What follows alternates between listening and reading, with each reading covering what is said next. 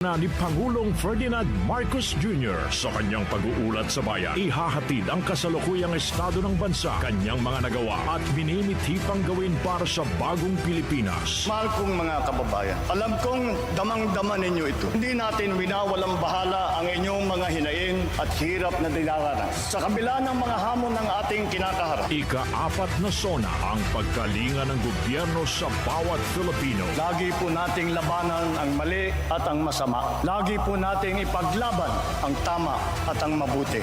Lagi po nating mahalin ang Pilipinas. Lagi po nating mahalin ang Pilipino. Hatid ng buong puwersa ng News and Public Affairs ng DWWW 774 ang komprehensibong coverage at oras-oras na updates ng mga pangyayari sa SONA. Ika-4 na SONA ang pagkalinga ng gobyerno sa bawat Filipino. The DWWW 774 Special Coverage. Special Coverage. Special Coverage.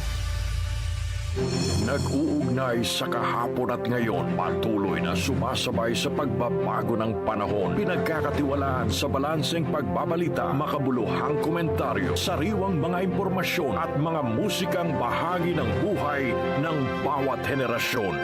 DWWW 774, your ultimate news and music radio. Mas pinalawak, mas pinalakas.